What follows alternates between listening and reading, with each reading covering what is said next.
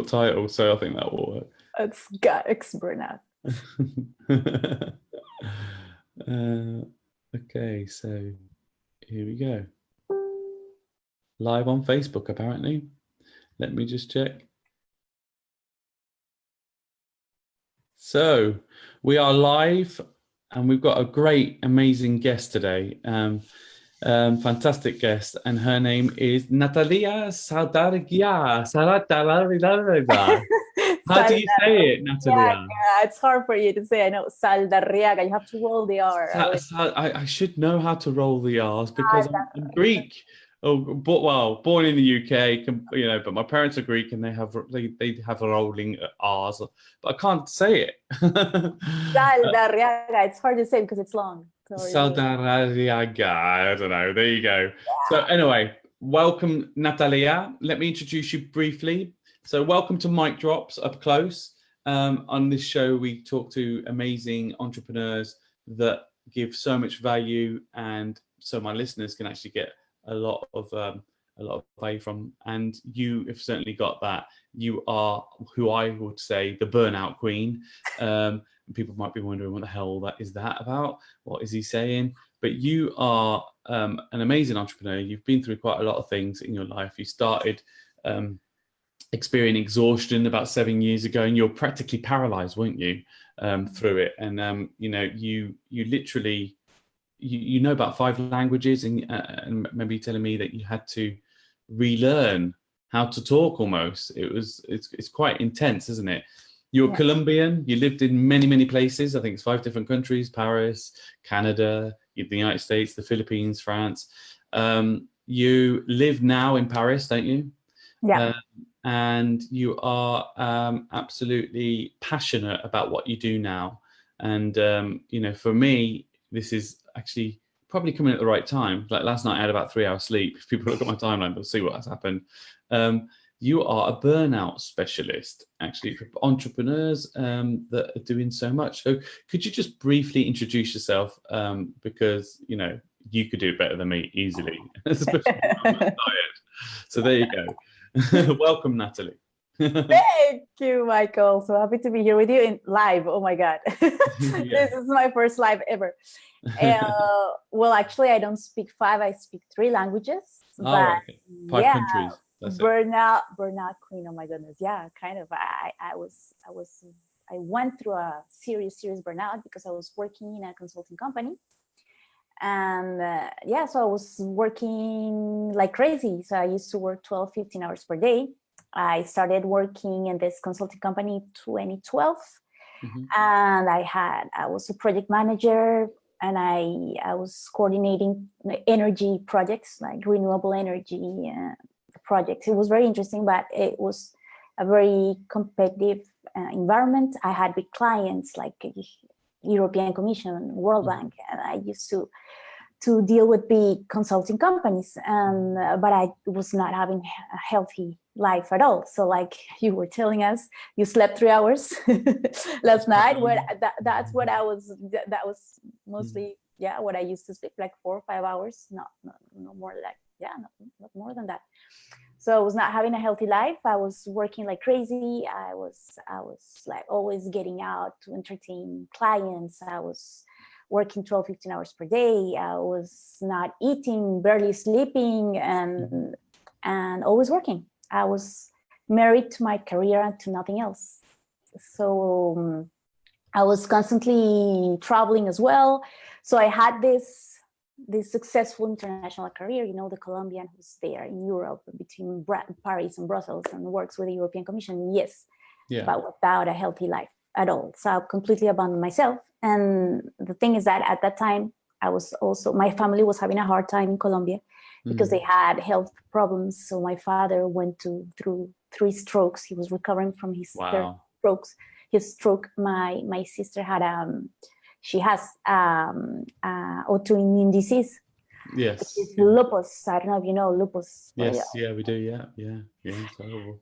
So my father was the breadwinner at that time, and he was like maintaining all my family, and he couldn't work because of his strokes. So I was basically working like crazy to send my salary to Colombia. And I was having at that moment also like problems with my marriage. So I just kept working and working. I was numbing myself with work. And then in 2014, I got a divorce. So that was a huge shock for me. Yeah, I can imagine. And that was another excuse to keep on working and working and working. And I was not happy with what I was doing in the consulting sector. So after working 15 hours per day, I just got home and kept working because I was looking for another job. So I never stopped. And that lasted 6 years. I was doing that, like a constant stressful period. I lived that during 6 years. Yeah. So it was a lot. So my body said, oh. You had an incident when you're like, you fell off your bike. Is that right? Yeah. So that happened to 2014. So I just kept working like crazy. And in 2016, I was having dinner with some friends, and at that night there were strikes in Paris, so there was no public transportation, so no buses, no taxis, nothing. And so we decided to take a bicycle to go back home. And I was not wearing a helmet. I don't remember anything, but happily I was thank God I was with a friend, and she told me that I just fell from all alone, like from the bicycle. So I was Wow. What doctors explained me is that I just lost consciousness while I was on my bicycle. So I fell down. I hit my head with the edge of a sidewalk, and then I had a serious brain injury because of that. Wow, that's crazy.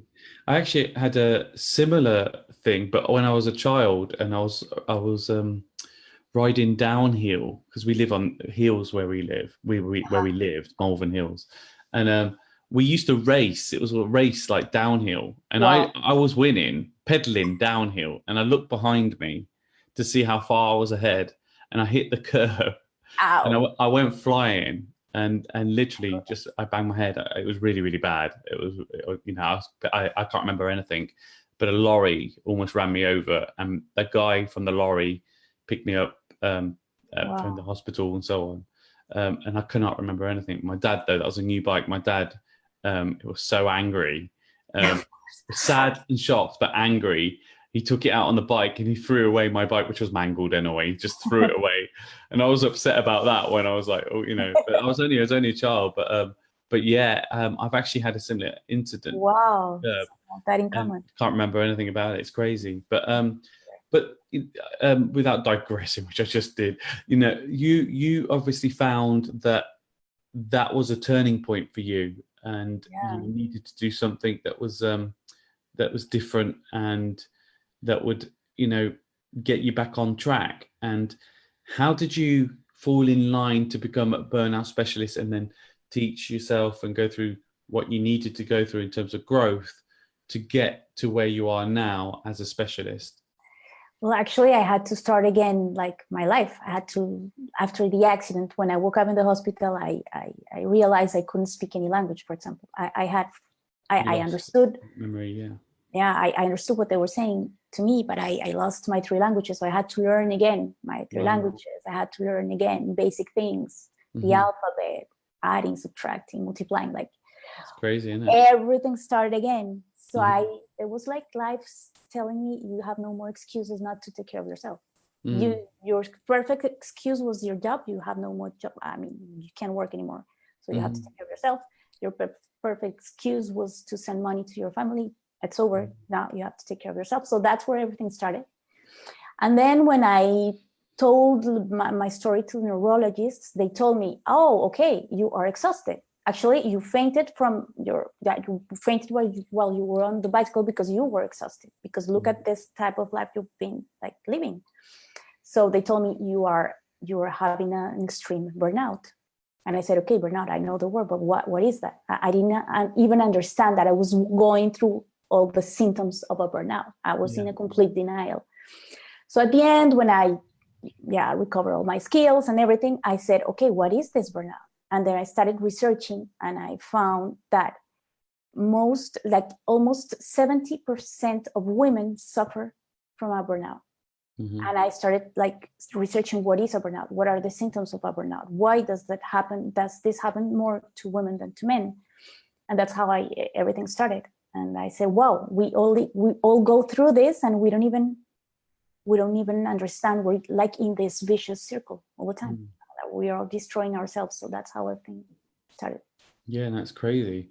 Like, I mean, what would you say one of the biggest clues is? Because I mean, I've been one of these people that actually, you know, my pride, my stubbornness is like, no, that's not going Absolutely. to get me down. I'm going to crack on. Like I said, even I got 2 other interviews today and a lot of work to catch up on, because yesterday still am slightly limited on Facebook. I can't use Facebook. But it says some strange blockout issue, and I'm not even sure why, because I wasn't hardly using it at the time. It says you've been using Facebook too fast, which is a very new message I've never heard. Yeah, if you look on my timeline, you'll see the actual image where Facebook says that. It's really strange. I don't get it, but hey.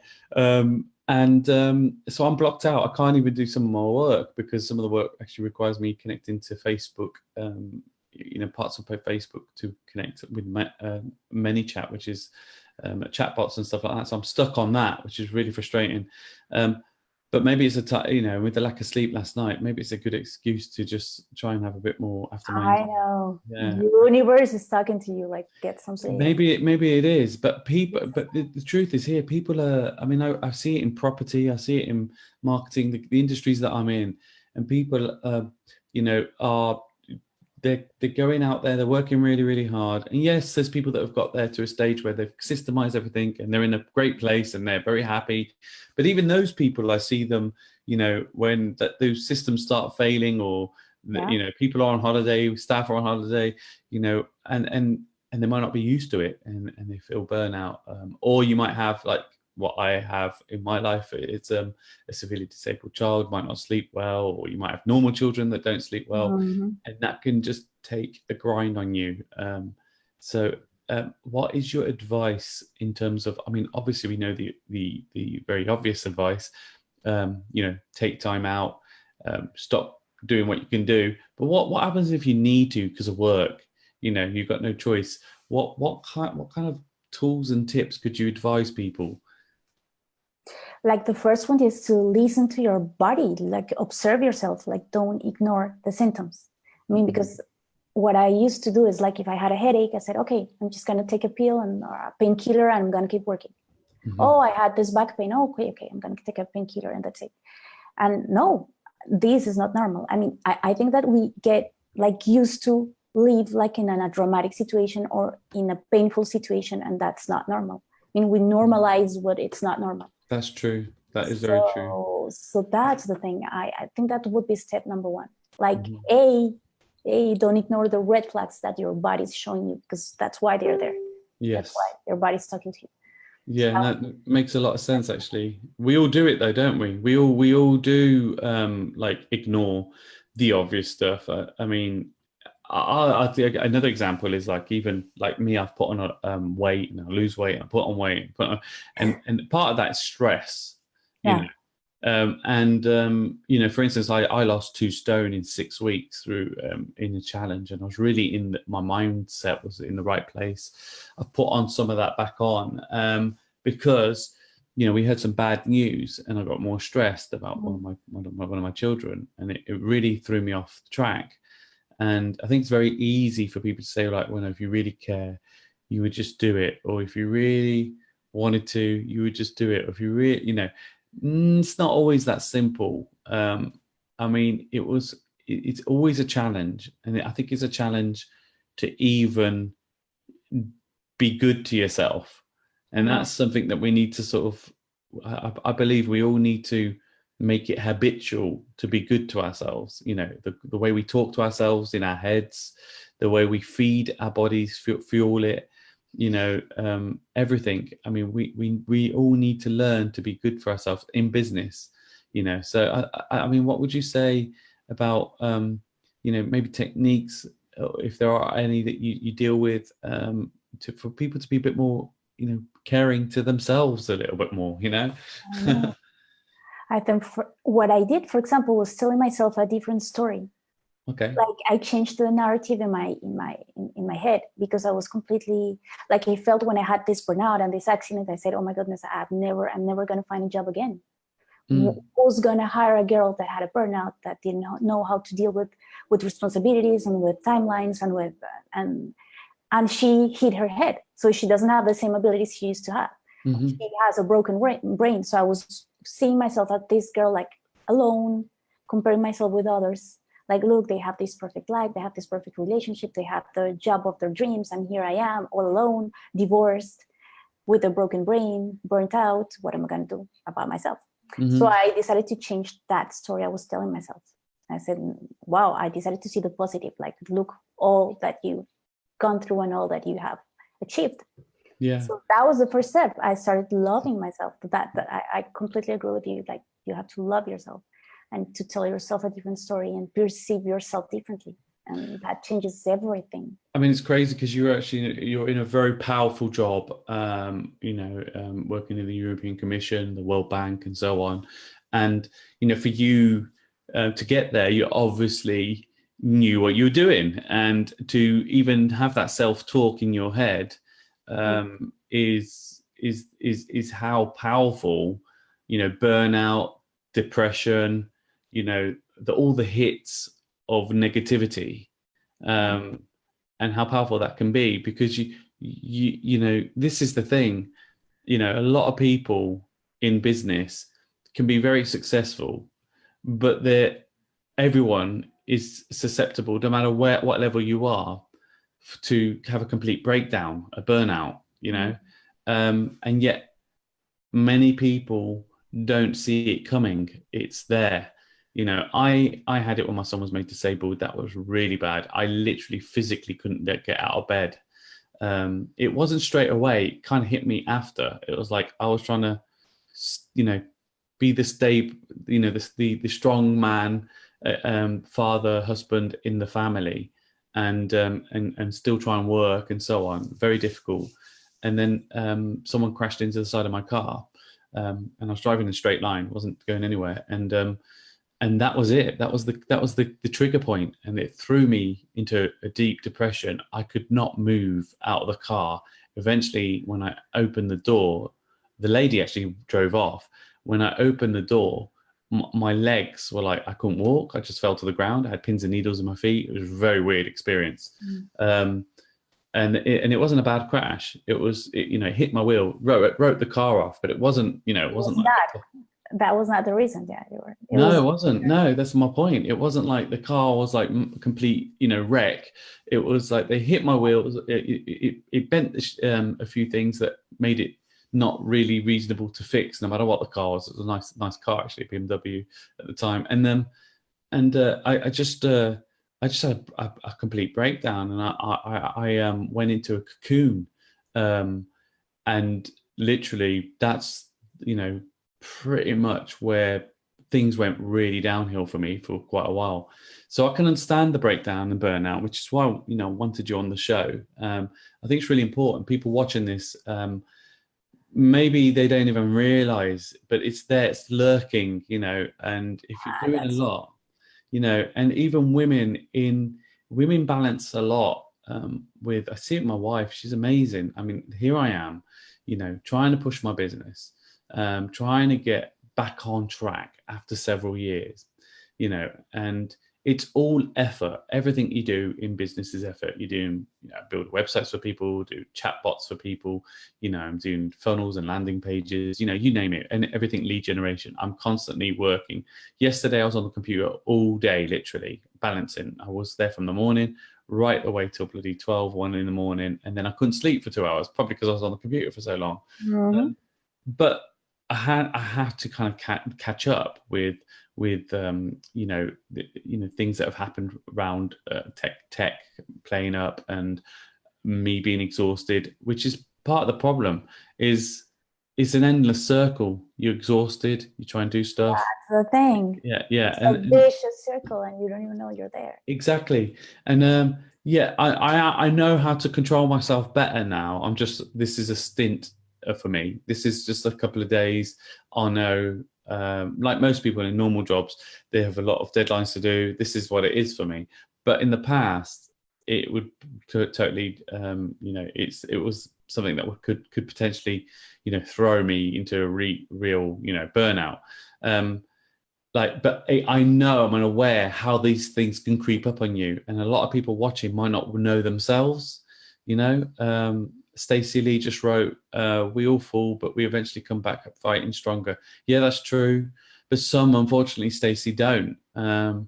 Some people actually, can't get back up, and the burnout is really a real thing. It disables you. I mean, Natalie focuses on helping executive women with burnout, and like I was saying, my wife, she balances a lot, and she's obviously a mum to 3 children. 2 are disabled, 1 extremely disabled, 1 mildly, and even my very normal daughter, who's at that age of 10, with what they need, their needs, and those changes that are happening. There's a lot of pressure on a lady like my wife, and I think it's beautiful that you're doing something, and you've created a podcast, haven't you? For women in business, to deal with burnout and so on. But executive women. I mean, do you want to share with us the podcast name, at least, so people can? Yeah, it's called Perfection Mythbusters, and I'm very happy because it's a bilingual podcast, maybe trilingual, and it has another name in Spanish, but yeah, so you can find. So you might do it trilingual, okay? Yeah, because I have friends telling me that I should do it in French as well, and said, "Oh my goodness, okay, I'm going to try to to organize myself." You know what? It's difficult. And the thing is, how many times can you repeat this stuff? I mean, that you'll get burnout. I know. That's oh my God, I'm preaching not to burn out. I'm burning out myself right now. Yeah, it's kind of, I'm always like in this fine line, because at the end, that's like my weakness. I'm really workaholic, because I tend to be a high achiever, and I have really to keep always like being super. But the symptoms, though. That's the difference. That's the difference. Yeah, that's you can see them easily. Yeah. Before I was in complete denial. I didn't even understand, because I didn't love myself, but because I was not connected to myself and to my inner being and to my talents and what I thought I was not worthy.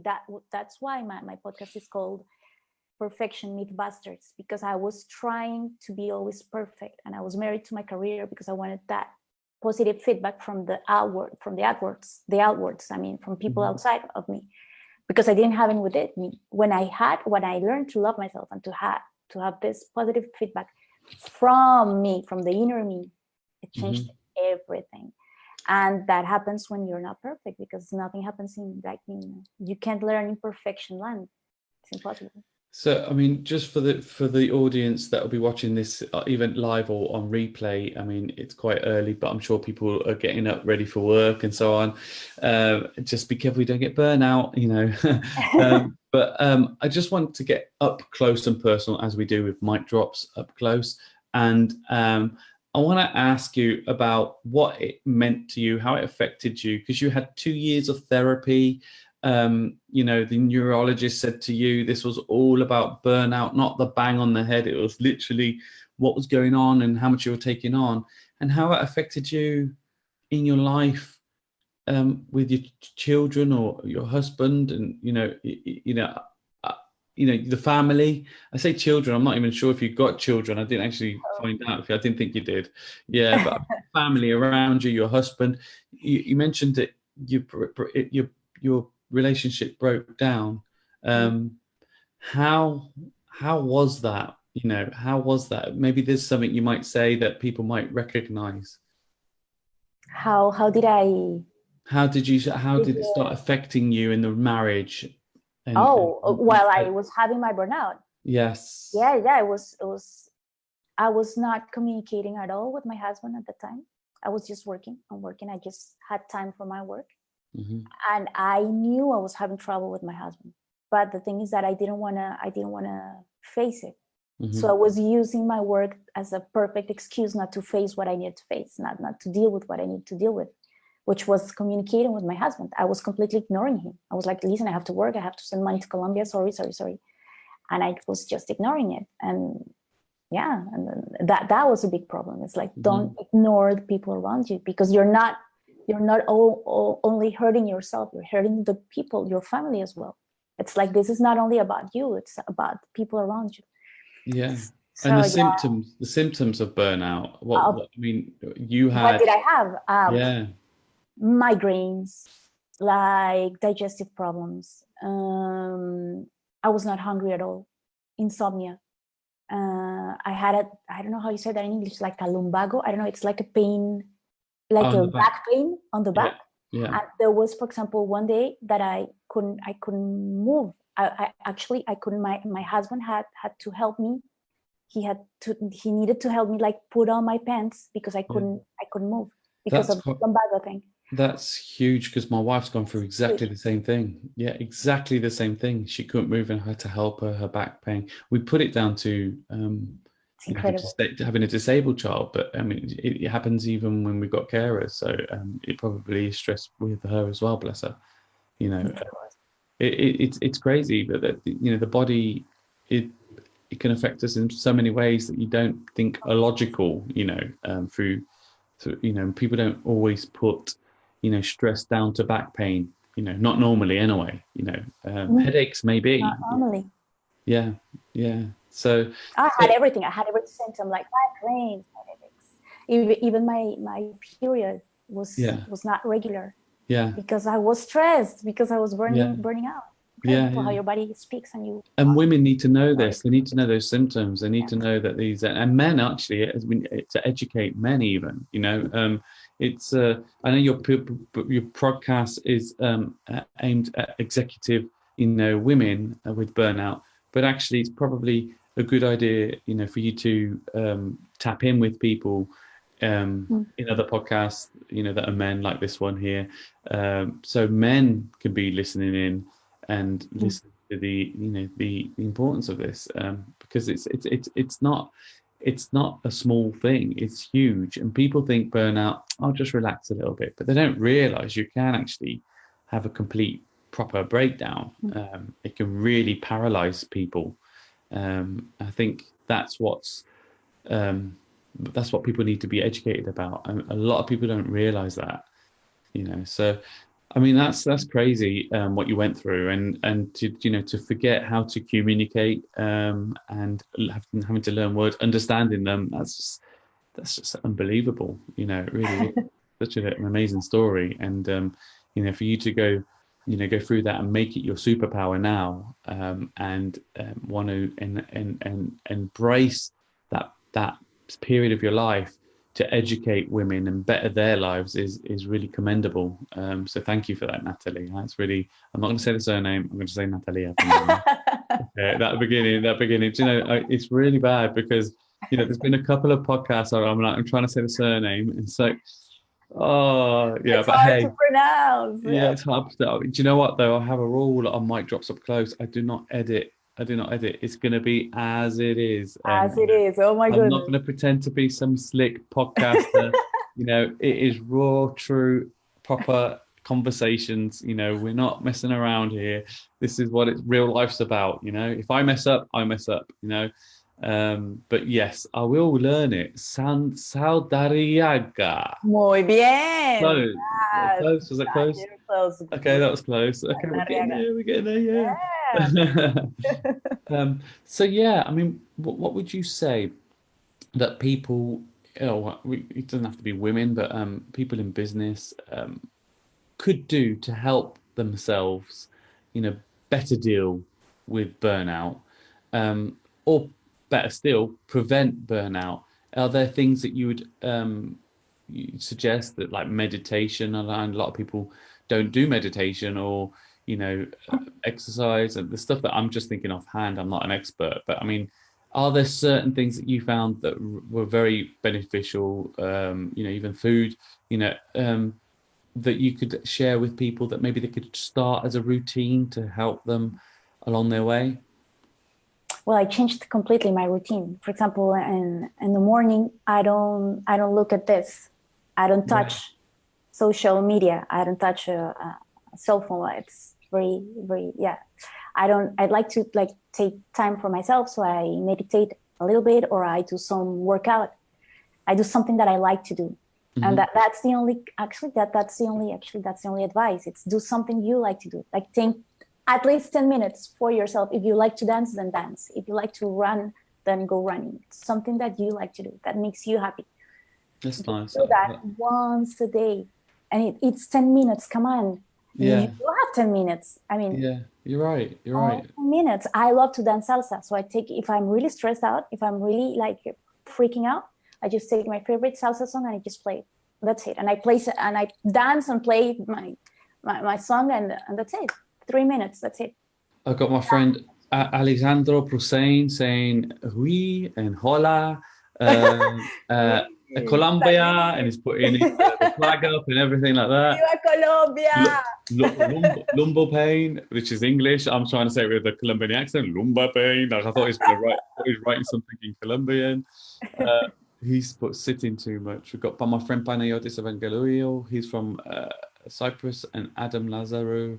Hey, buddy.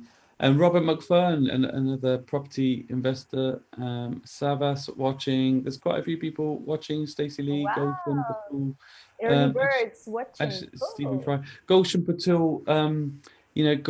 Goshen's got like children that's like my son, and she will know definitely of the stresses of having disabled children and so on, and the importance of actually being healthy and mindful of yourself to prevent burnout.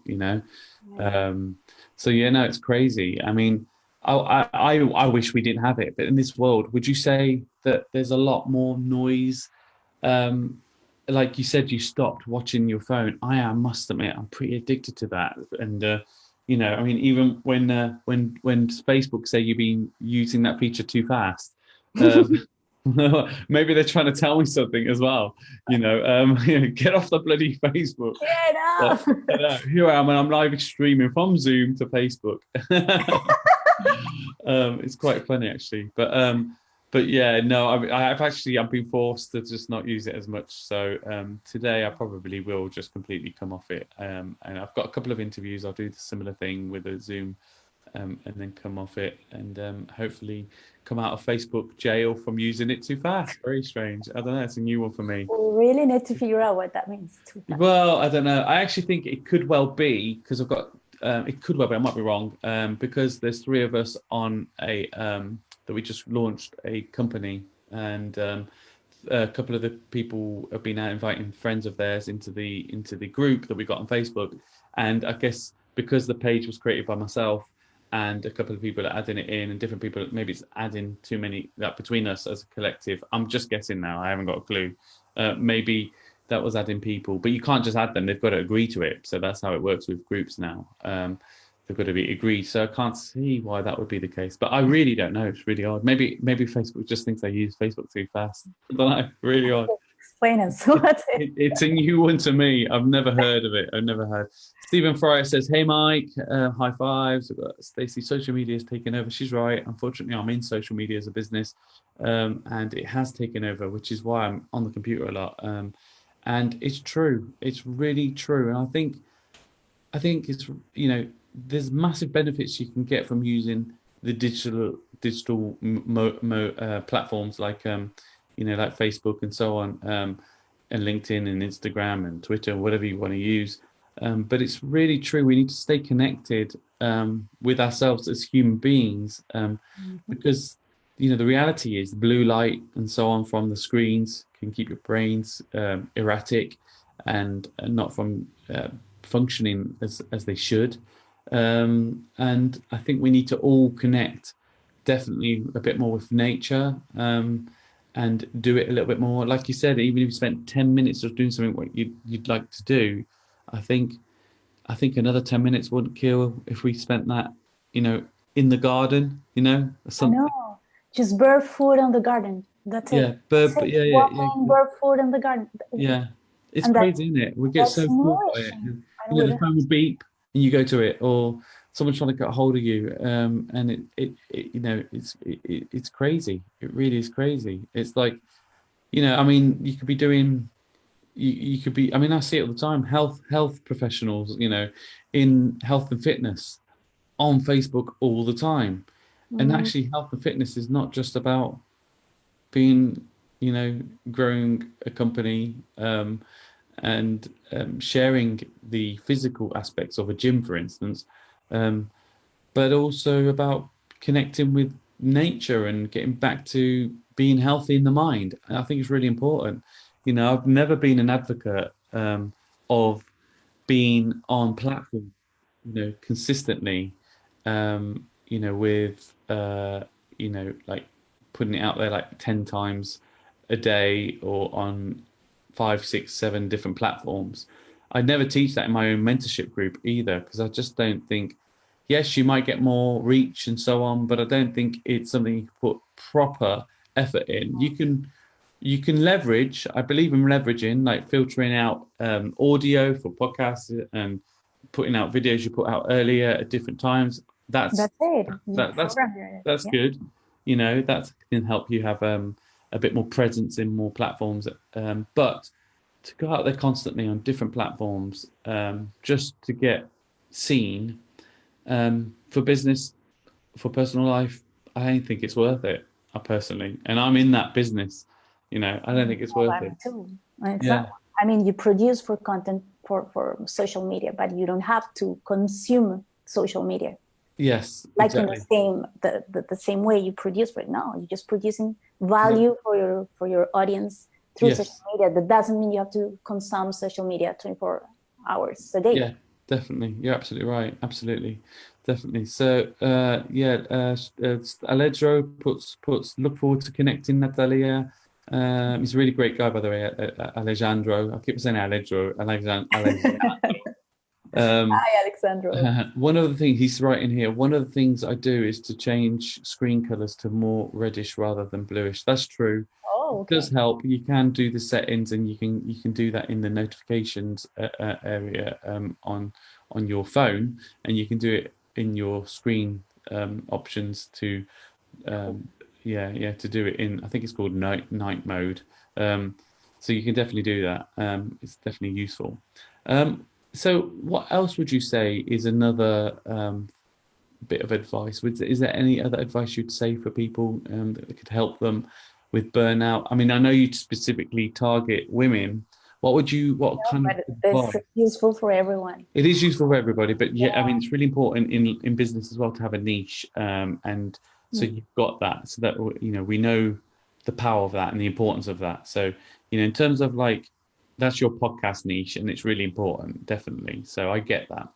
Um, but what would you say would be your 3 top tips that could help people in that situation of like to be, in a better position, prevent them from getting into burnout? I know we talked about a couple of things earlier, but what would you say would you be your 3 top tips? I would say Like, like a recap basically. yeah, I mean, first, like I said, like spend 10 minutes of your day doing something you like to do. Hmm. You're really stressing out, freaking out, stop and breathe.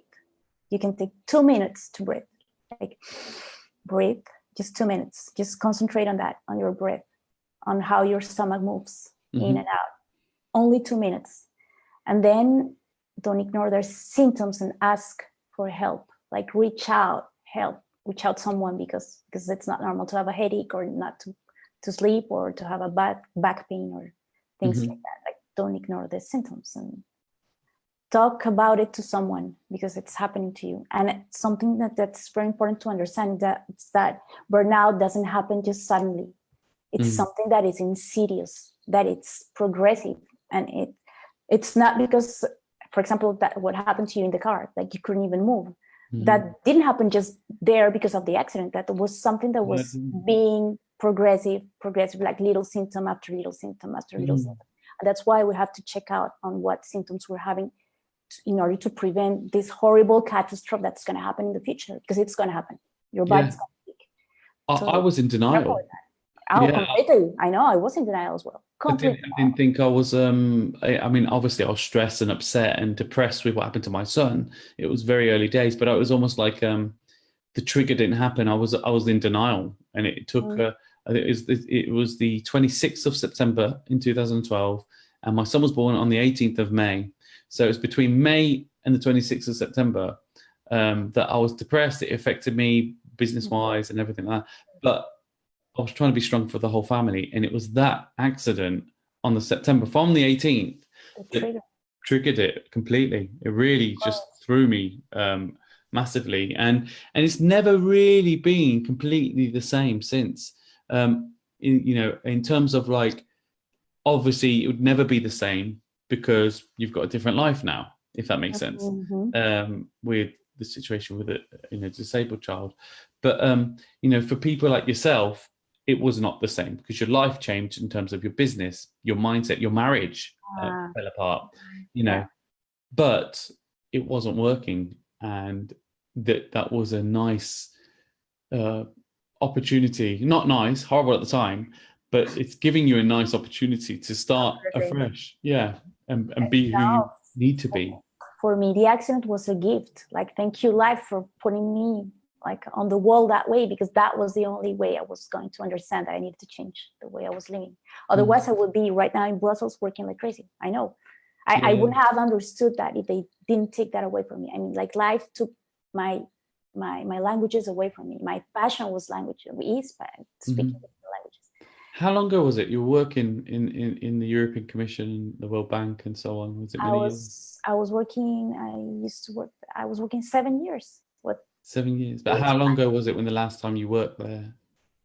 How long? How when you last worked there? When it was in 2016.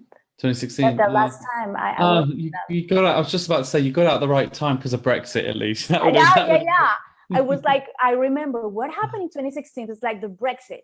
Like, Trump was elected president. Like, we had the no in the peace process in Colombia. Yeah. I said, what is this thing? What is this year? I've got to get out. I got to get out of here. I got my. You got out at the right time. You got out at the right time. This is the time to get off this boat right now. And I'm super happy because the accident also gave me the strength to quit my job in the consulting sector, because that was something I wanted to do. I was not, and I couldn't do it. I was not. It must be hard because to get to a good role, a good level, that must be. And the level of life I used to have was not the same. I mean, the money was not the same after I said no. After I said, okay, I quit this. Yeah. But the price was too high. The price can be too high, definitely, and this is the thing. There's something there we have to ask ourselves that question sometimes, and it's really important to not just look at family, but look at you. I've done and still do very, very much look at what I need to do for my family, and actually doing what I need to do for my family can actually create burnout. So you're trying to be everything for them, but that can actually cause burnout. It's like the oxygen mask. Like, you have to put the person on yourself. Definitely. Yeah, absolutely. In my case, it was an ego thing as well. It was an ego thing as well. Oh yeah, ego. I was seeing myself as the savior of my family, the savior of my marriage. I was like babysitting everyone. I was babysitting my husband, babysitting my own boss. I was babysitting my family. No. That's exactly it. And I can definitely relate to that because it wasn't from a place of ego, but it could definitely be mixed in there. It was a place of like, I need to save my family, I need to help them, I need to find out. But at the same time, when it started helping other people, the ego did come in because I felt good about that. I felt good about helping other people because other people hearing the story, what happened to my son, and we were advocates for children with his sort of disability and others, and we give into charity, and there is an element of an ego there, definitely, if we're being honest with ourselves. But I enjoy doing it, so the ego is worth it's worth polishing up when it's doing good. I think if it's for less, if it's for less more vanity, then it's a different thing, I think, personally. but yeah, it's been great having you on the show, Natalia. You have been an absolute star. We'll definitely reconnect. Anybody who wants to connect with Natalia, definitely get in touch with her. She's an amazing lady. Seriously, we got some brilliant, women watching right now, and men, obviously. But we've got people in business. Hey, Bilal, he's a world-class speaker. Bilal is. Walking to a corporate event. He's just about to walk in, but looking good both early day.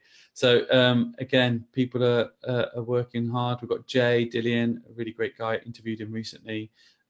Lots of people watching, and hope you guys got some value from this. Reminded yourselves at least this live. I hope it was a little reminder in just be careful with burnout. Be careful with what you're doing yourselves.